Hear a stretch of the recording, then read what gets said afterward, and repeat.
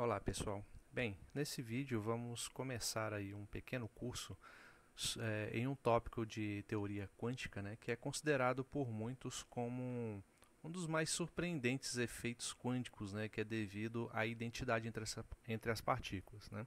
Em boa parte dos livros textos sobre o assunto, esse assunto é chamado de partículas idênticas, certo?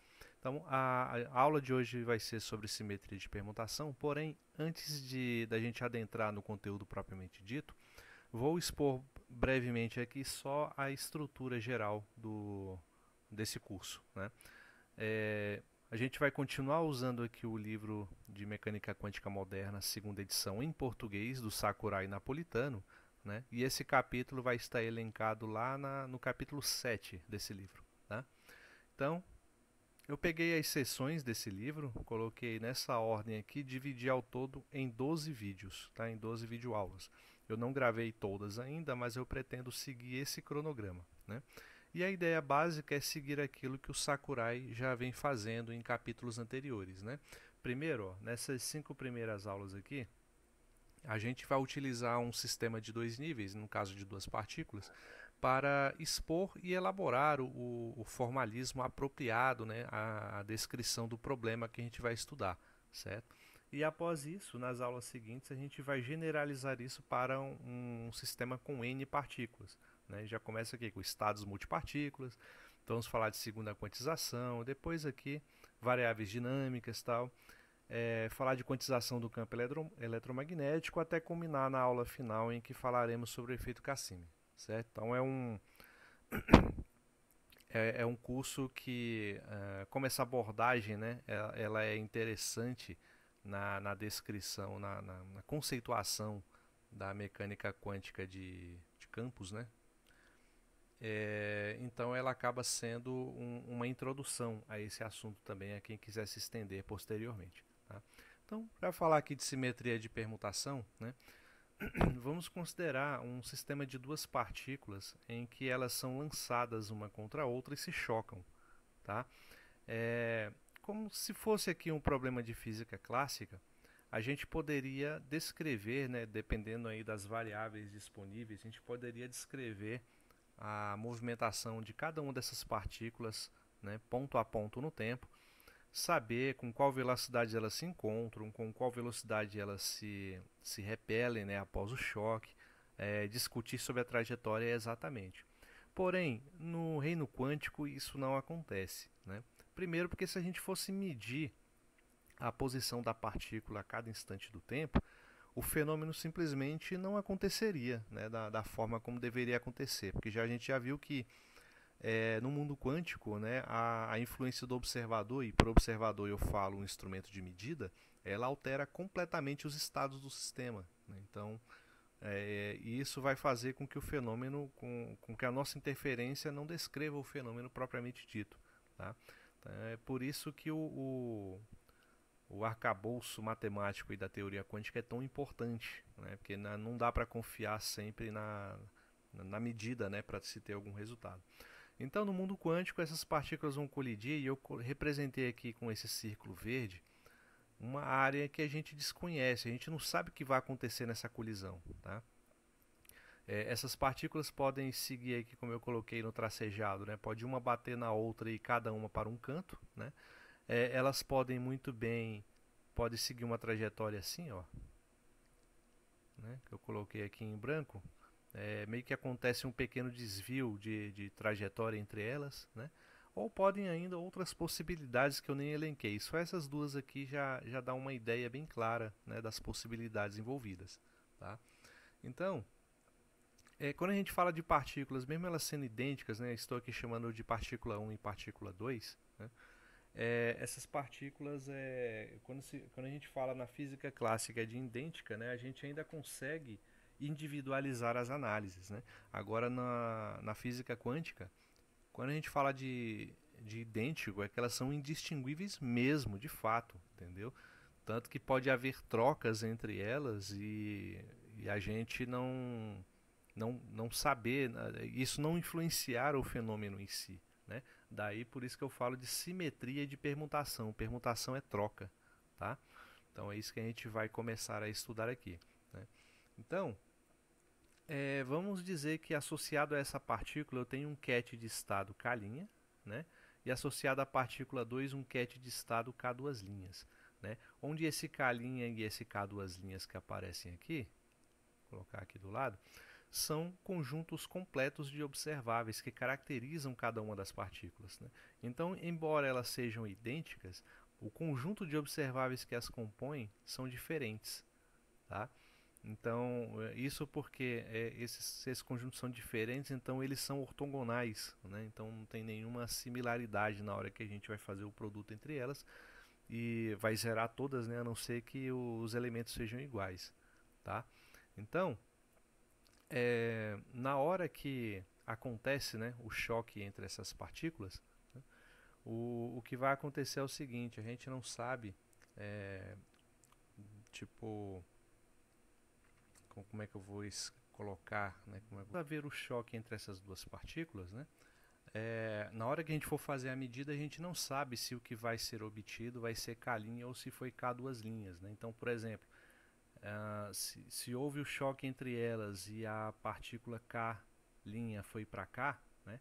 Na verdade a gente não sabe se para cá foi K' ou K2', né? E aqui também é a mesma coisa. Se eu disser que K2' foi para cá, mas na verdade a gente não sabe. A gente não sabe qual foi a trajetória exata de cada uma delas.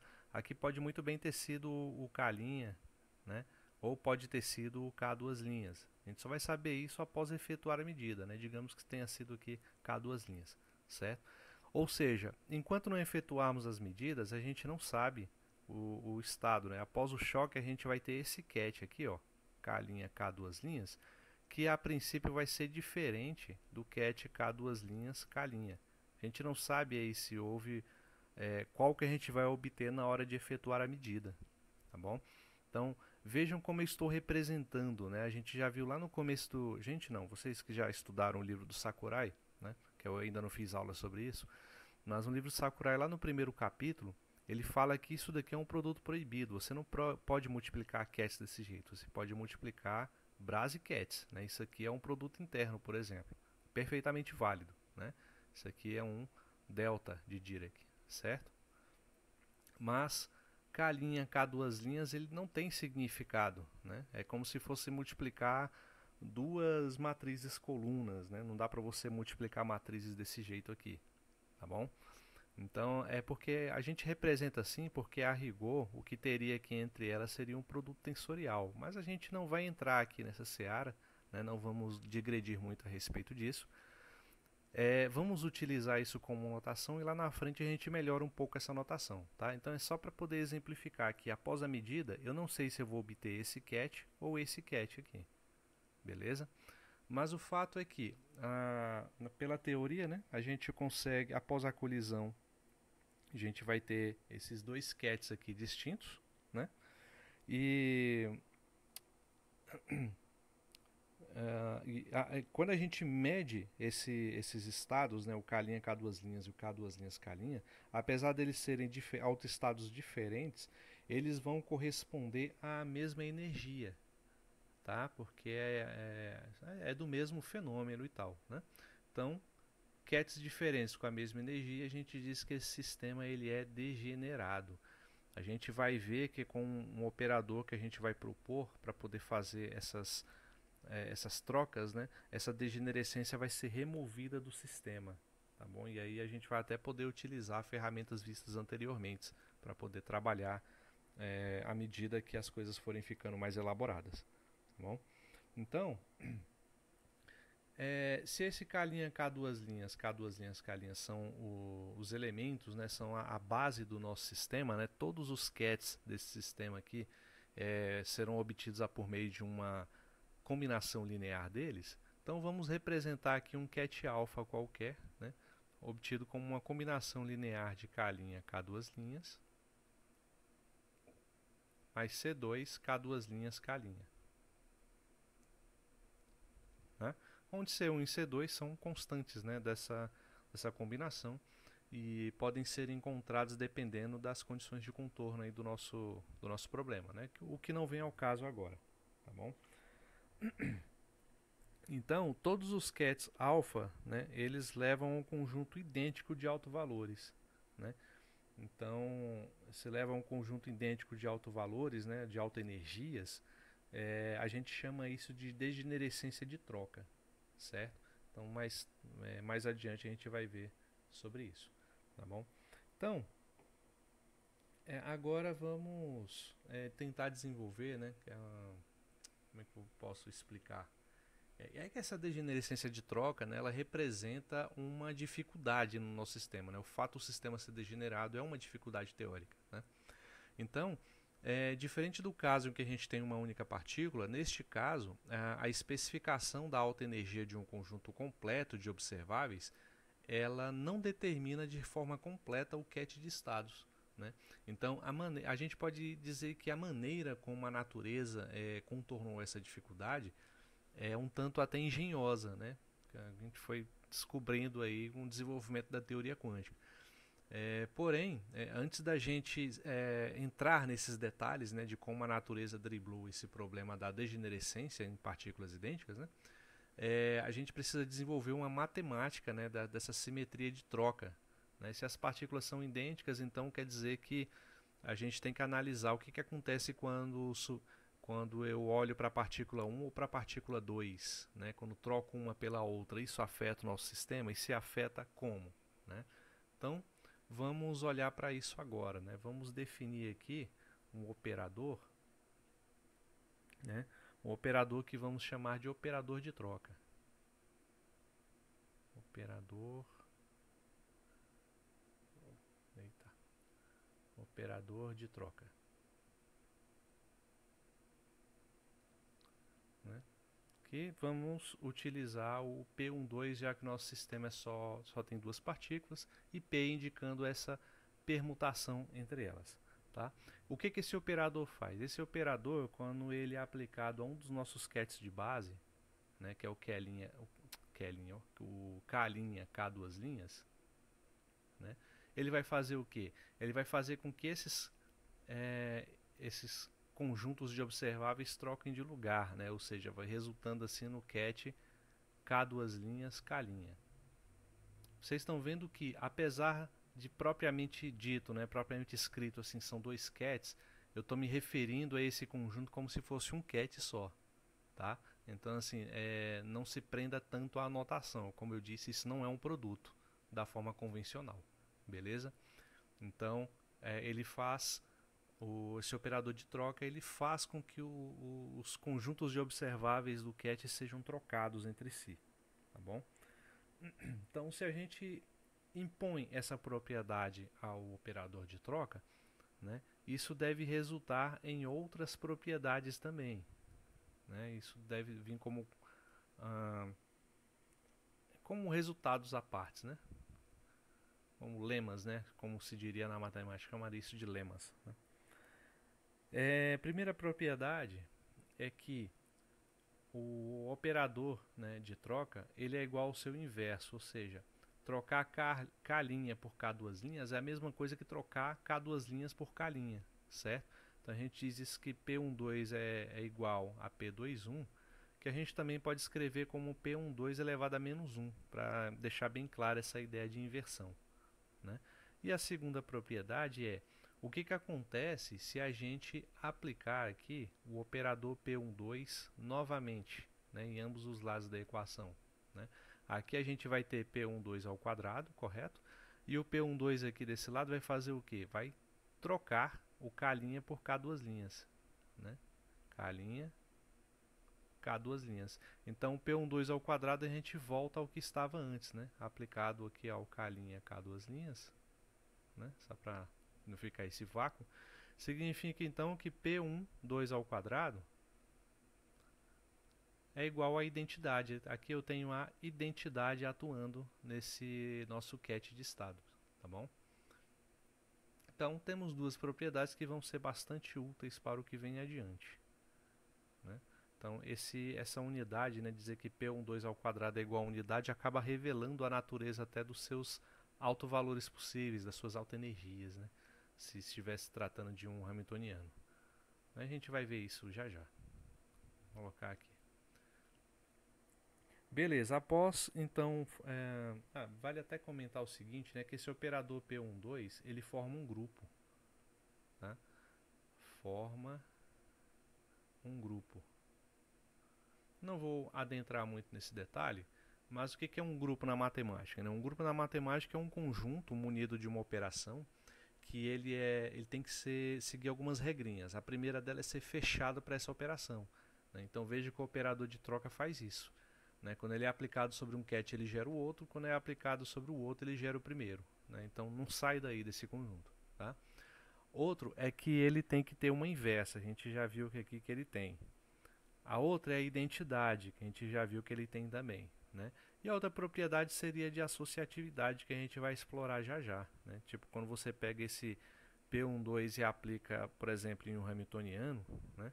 A gente vai ver, isso aqui a um cat alfa, por exemplo, né? Não, pode ser assim. Ou você faz essa aplicação primeiro, né, do Hamiltoniano sobre o cat e depois atua o operador de troca, ou você primeiro faz a operação entre os operadores para depois aplicar no cat. Isso é associatividade, sem necessariamente mexer na ordem dos operadores, beleza? Então, mas como eu disse, eu não vou adentrar muito nesse detalhe, é só uma curiosidade mesmo, que na verdade é o que está por trás dessa ideia de simetria, né? Outro operador que a gente vai definir, vai ser um pouquinho relevante, né? São os operadores que eu vou chamar de A1 e A2. Ele não tem nomes específicos, né? Mas digamos aqui que o A1 aplicado a um sistema que eu vou chamar aqui de A', né? Só para ficar mais abstrato, A', A duas linhas, né? O que o A1 vai fazer? Ele vai atuar apenas sobre o primeiro conjunto de observáveis desse autoestado, né? Então, A1 aplicado em A' vai dar A', né? Aplicado em A', A duas linhas, tá? E o A2, como vocês já podem imaginar, esse índice, né, indica que ele vai atuar apenas sobre o segundo conjunto de observáveis, né? Então vai resultar em A duas linhas, A', A duas linhas, né? E qual é a relação entre esses A1, A2, né, e o P12? A relação entre eles pode ser dada pelo seguinte. Vamos pegar aqui, ó, esse conjunto que a gente tinha antes aqui, o A1 aplicado em A', A duas linhas, igual a A', aí o cat A', A duas linhas, tá? E vamos fazer o seguinte, né? Vamos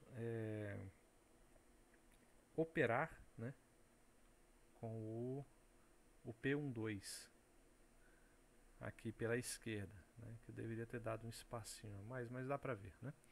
Então, quando a gente faz isso, né, o que acontece? Vamos olhar aqui para o segundo membro, né? Então, vamos ter aqui P12, A1, A', A duas linhas, e no segundo membro, como esse A' que aparece aqui, ele é como se fosse uma constante, né? Ele pode permutar com o P12, né? Então fica, a gente pode escrever assim, ó. Escrever aqui em cima, A', P12, A', A duas linhas, tá? Então o resultado disso vai ser o que? O P12 ele faz o que? Ele troca esses conjuntos de observáveis do cat de posição, certo? Então aqui vai ficar como A' e o resultado A duas linhas, A'. E agora o que a gente vai fazer? A gente vai...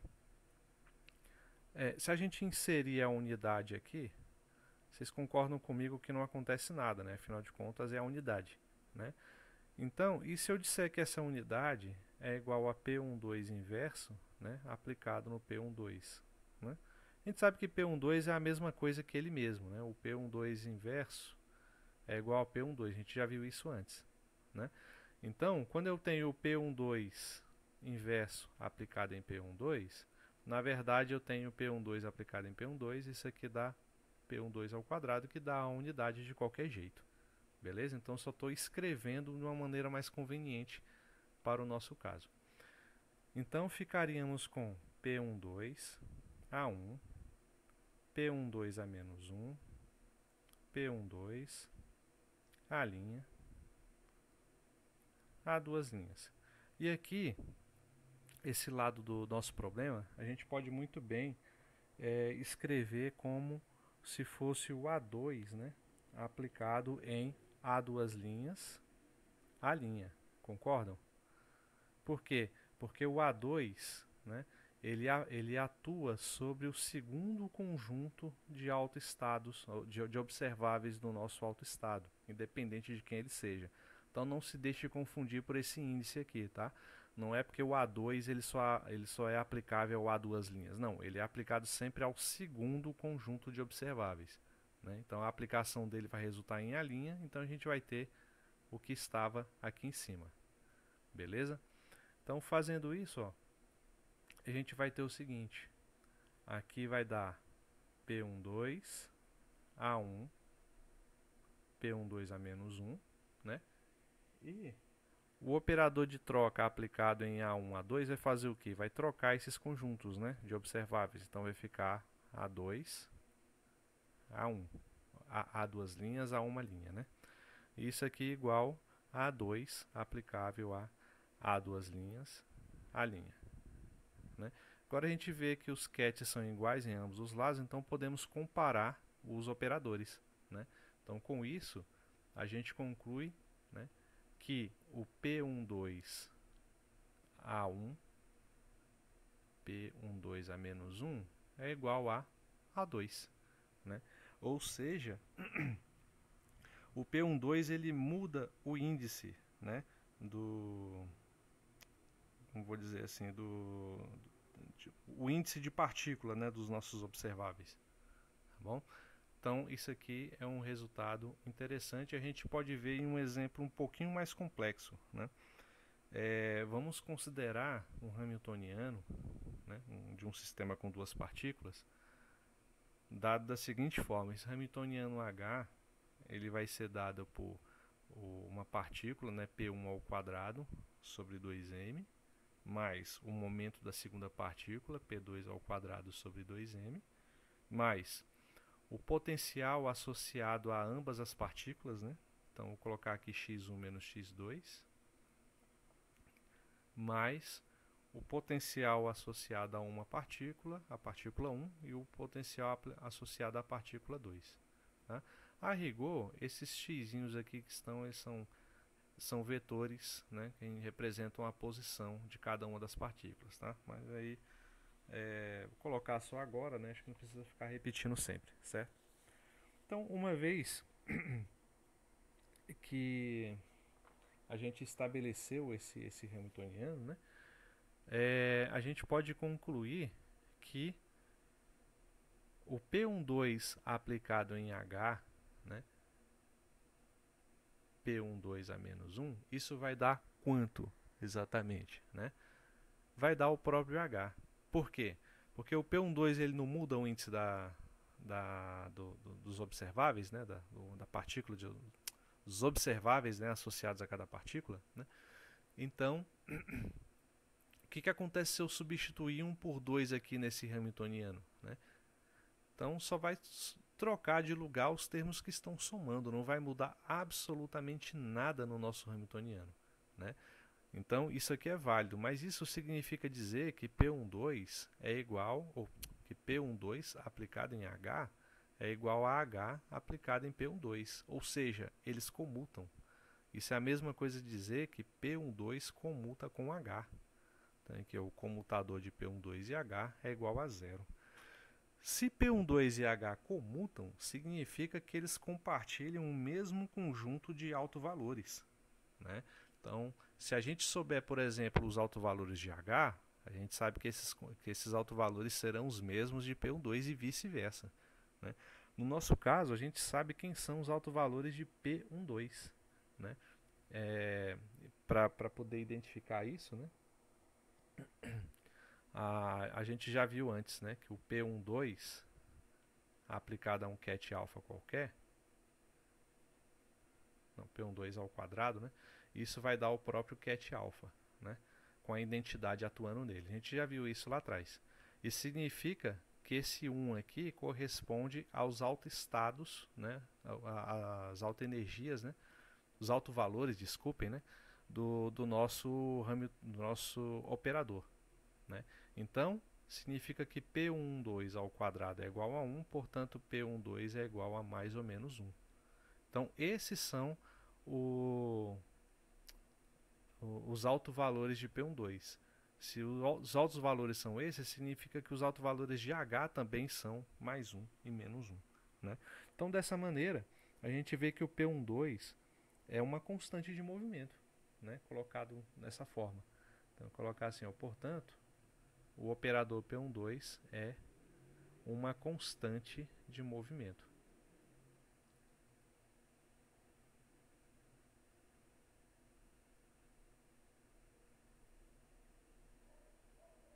Tá? E como que a gente pode demonstrar isso, né, sem ser da maneira como fizemos agora?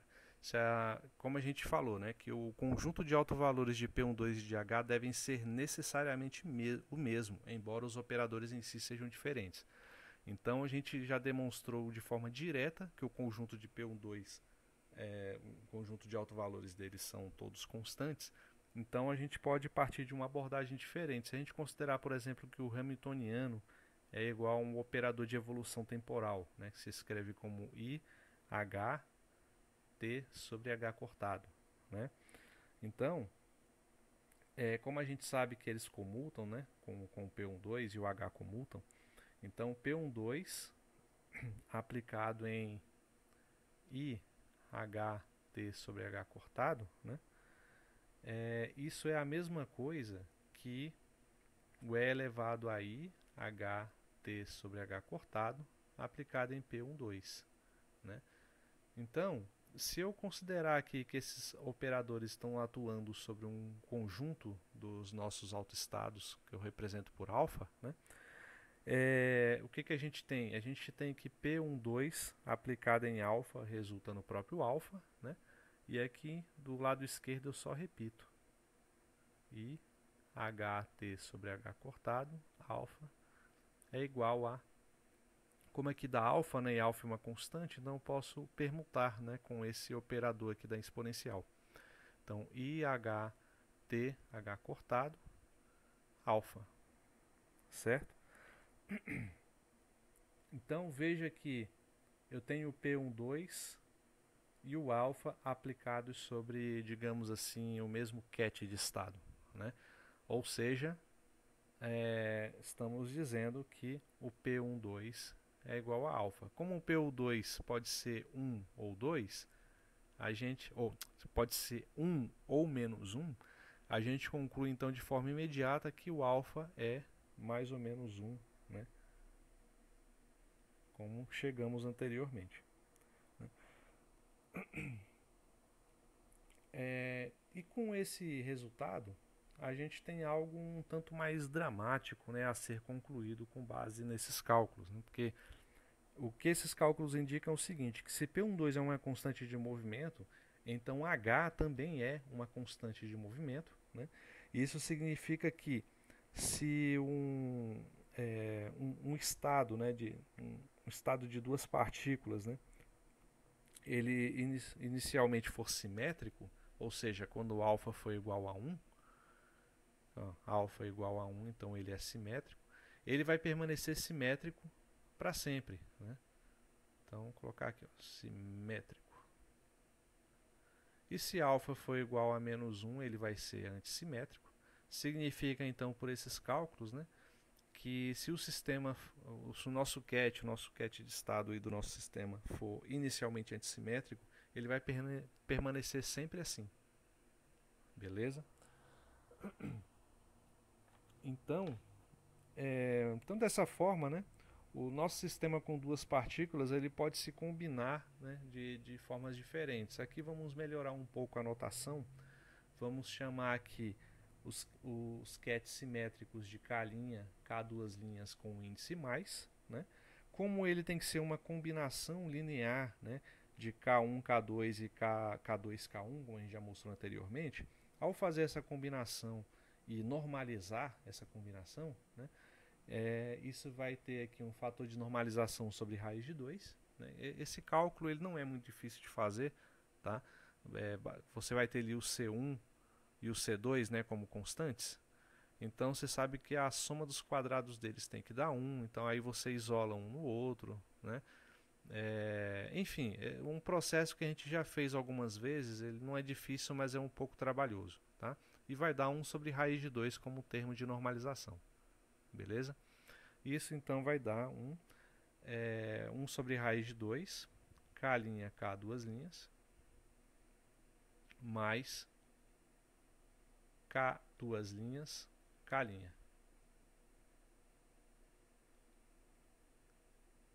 Certo? E um ket antissimétrico desse sistema, então vai ser K1 ou K', K, duas linhas com índice menos, né? E vai ser basicamente a mesma coisa que esse nosso ket simétrico, a menos de um sinal. Então vou só copiar e colar aqui, né? E o sinal é diferente. Tá bom? Então é assim que basicamente vai ser escrito os nossos kets simétricos e antissimétricos. Né? Então, dessa forma, o que acontece se a gente aplicar, né? Colocar assim, ó, então, né? O que acontece se eu aplicar o P12, né, no ket K', K duas linhas mais? Quanto vai dar isso aí? Isso é a mesma coisa que o P12 aplicado no lado direito da equação. Então o P12 vai ser aplicado nesse AutoCAD e depois nesse outro AutoCAD aqui. Tá? Quando ele for aplicado no primeiro, né, a constante vai ser mantida e ele simplesmente vai inverter o conjunto de observáveis do nosso estado. Né? Então vai ficar como K duas linhas, K', né, somado com K', K duas linhas. Ou seja, vai ser o próprio ket K', K duas linhas mais, né? O nosso próprio ket simétrico. E é por isso que a gente chama ele de simétrico, né? Ele não muda por uma operação de troca, uma operação de permutação de conjuntos de observáveis. Né? Então, quando eu fizer a mesma coisa sobre o nosso segundo AutoCAD aqui, ó, o que vai acontecer? Então, sobre o segundo é a mesma coisa, a menos de um sinal. Né? Agora é sobre o K', K duas linhas menos. E aqui eu vou ter o menos. Né? Então ele vai inverter essa ordem. Né? Que reparem bem, o que vai acontecer? Se eu colocar esse menos aqui, ó, se eu colocar esse menos que está aqui dentro em evidência aqui fora, eu vou inverter o sinal desse e o sinal desse. O que era positivo fica negativo, o que era negativo fica positivo.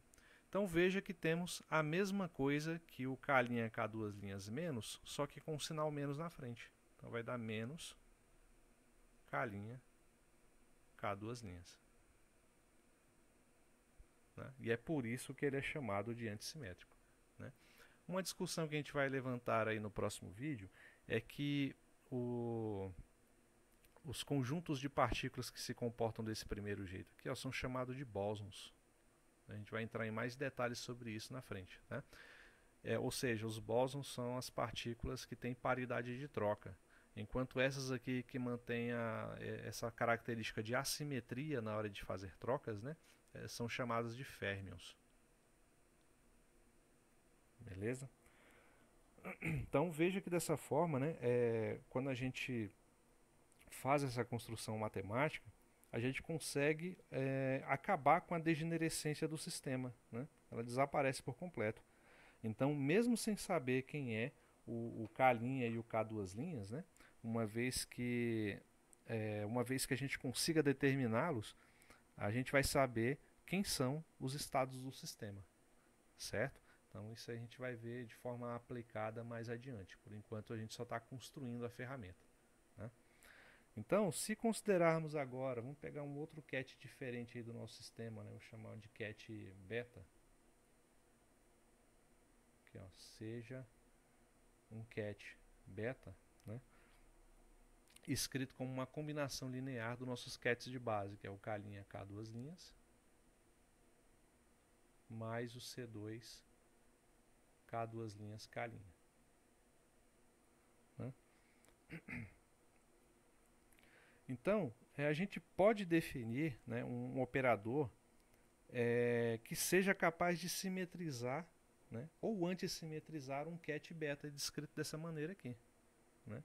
Então, assim, só para efeito de comparação, deixa me ver aqui o que eu posso fazer. Tá, vamos primeiro escrever aqui. Ó. Vamos chamar de simetrizador. Primeiro é aquele que vai simetrizar qualquer cat beta do nosso sistema.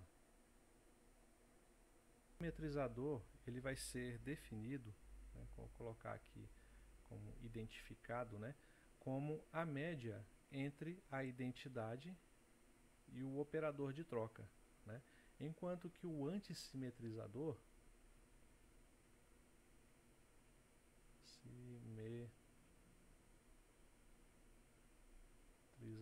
ele vai ser definido, né, vou colocar aqui como A12, né, a anotação dele, e ele vai ser definido não como a média, né, mas como a diferença entre a unidade, entre a identidade e o operador de troca dividido por 2.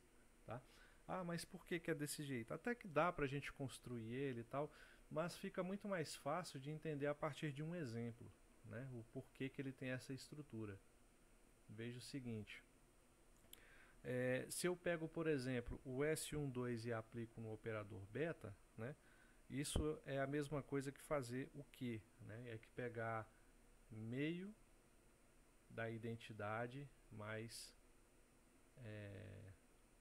P12, né? O P12 aplicado em beta. E quem é beta? C1, K', K duas linhas,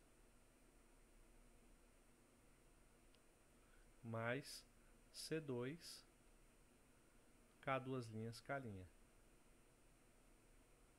Tá? Então, ao fazer isso, o que a gente vai obter? O S12 beta vai ser igual. A identidade aplicada nele vai manter do jeito que está, né? Então, repito aqui, ó, eu vou até copiar.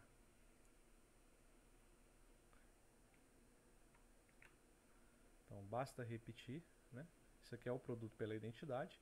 Depois, o produto pelo esse operador de troca, o P12. Quando o P2 atuar nesse primeiro termo, o que ele vai fazer? Ele vai manter a constante C1, né?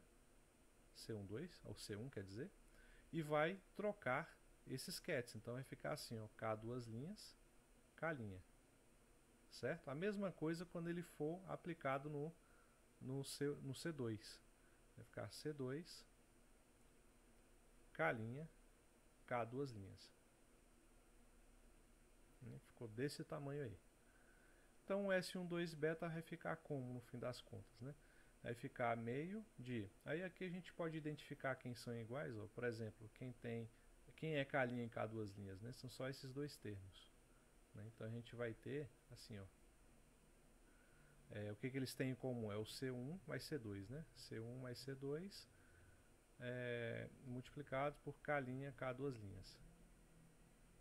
Né? Depois, os que sobraram vai ter novamente, né, o C1 mais C2 somando. Vou colocar aqui em evidência, né, C1 mais C2 aplicado em K duas linhas, K'. Né? O que dá nisso? Né? A gente tira o C1 e o C2, já que eles são iguais, coloca em evidência, né? Então fica S12 aplicado em beta igual a C1, é a média, né, de C1 e C2 multiplicado por aí aqui vai dar, né, K', K' K duas linhas mais K duas linhas K'. Né? Então isso que o simetrizador faz. Aí para um exemplo de simetrizador você pode fazer o mesmo processo, vai dar tem que dar a mesma coisa, certo? Então vamos encerrando por aqui, né? No próximo vídeo a gente vai dar continuidade, inclusive para falar lá sobre os férmions e bósons, né? Dar mais uma reforçada nessa ideia de simetria de permutação. Então, até o próximo vídeo. Até mais.